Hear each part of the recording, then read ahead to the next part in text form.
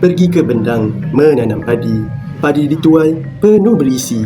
Bahasa santun, cerminan diri. Rosak bahasa, hilanglah budi. Assalamualaikum warahmatullahi wabarakatuh dan salam sejahtera. Nama saya Ahmad Darwish bin Muhammad Arsalan. Hari ini saya akan mengulas pelanggaran kesantunan berbahasa dalam sebuah lagu dialek Kelantan berdasarkan prinsip kesopanan Leach. Saya memilih lagu Tubik Masuk nyanyian Wani yang dimuat naik pada 9 Julai 2020. Lagu ini menjadi tular kerana irama rancak dan juga penggunaan dialek Kelantan. Namun begitu, terdapat beberapa lirik yang tidak ditafsir sebagai tidak sopan dan juga berunsur seksual. Ayuh kita mendengar lagu tersebut.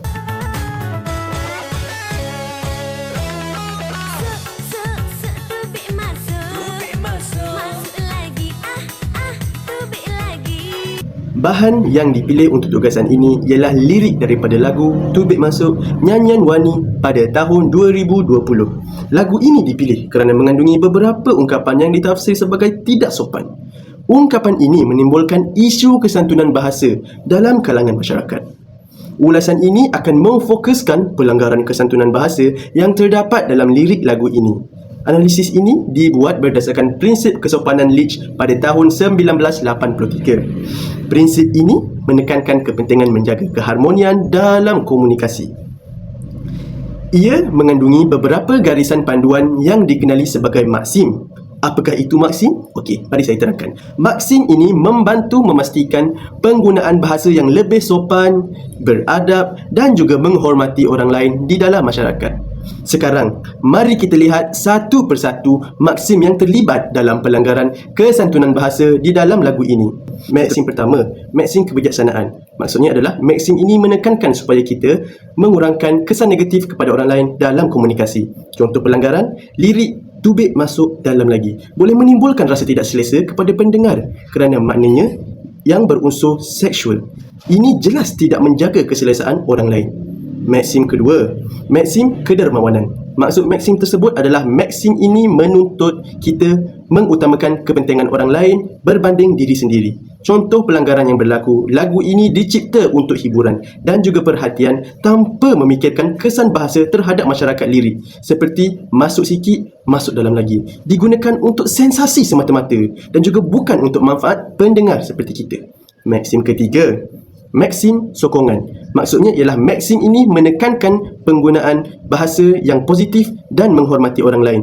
Contoh pelanggaran, ungkapan seperti masuk tubik jangan takut berbentuk gurauan kasar. Ini tidak menunjukkan penghormatan kepada pendengar yang boleh dianggap tidak sopan. Maksim keempat, kerendahan hati. Maksim ini menekankan kesederhanaan dan juga mengelak unsur berlebihan dalam komunikasi.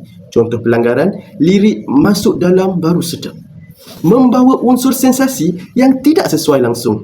Ini menunjukkan penggunaan bahasa yang tidak berlebihan dan juga tidak menjaga kesopanan langsung. Maksim kelima, simpati.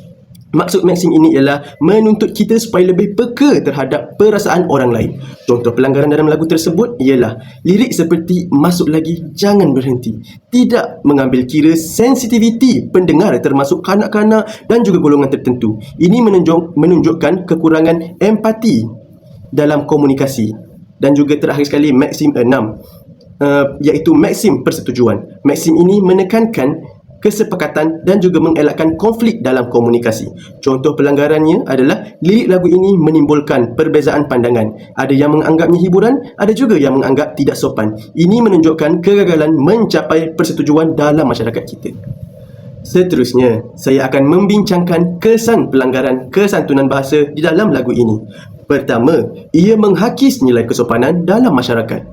Apabila lirik tidak sopan sering didengari dan diulangi, masyarakat akan mula menganggap sebagai perkara ini biasa.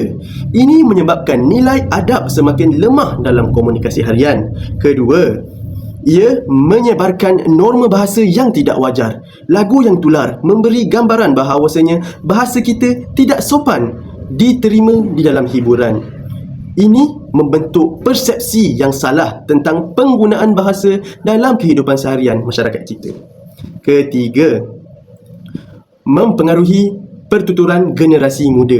Golongan muda sangat mudah meniru lirik lagu. Mereka akan menggunakannya dan juga ungkapan tersebut tanpa memahami maksud sebenar serta kesannya terhadap kesantunan bahasa, dan kita tidak mahu perkara sedemikian. Keempat, merosakkan imej bahasa dan budaya. Bahasa Melayu dikenali sebagai kesantunan dan juga kelembutan. Penggunaan bahasa tidak sopan dalam lagu ini boleh menjejaskan reputasi dan juga imej tersebut dan memberi gambaran negatif terhadap budaya dan masyarakat kita.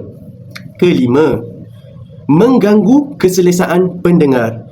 Lirik berunsur tidak sopan boleh menimbulkan rasa yang sangat tidak selesa, terutamanya apabila didengari di tempat awam atau oleh kanak-kanak. Okey, sebagai kesimpulan, analisis ini menunjukkan bahawasanya lagu sebagai medium hiburan turut memberi kesan yang sangat mendalam kepada penggunaan bahasa dalam masyarakat. Berdasarkan prinsip kesopanan Leach, jelas bahawasanya lirik dalam lagu ini telah melanggar beberapa maksim kesantunan bahasa. Oleh itu, semua pihak perlu memainkan peranan. Pencipta lagu perlu lebih bertanggungjawab dalam memilih bahasa, manakala pendengar lagu perlulah lebih peka terhadap kandungan yang didengarnya. Kesantunan bahasa perlu sentiasa dijaga agar nilai budaya dan juga keharmonian masyarakat terus terpelihara. Pergi ke desa membeli bunga, bunga disusun di dalam taman. Bahasa dijaga sepanjang masa, tanda bangsa penuh kesopanan. Burung merbah terbang tinggi, hinggap sebentar di dahan kamera. Hiburan boleh dinikmati, namun adab jangan dilupai. Sekian, terima kasih.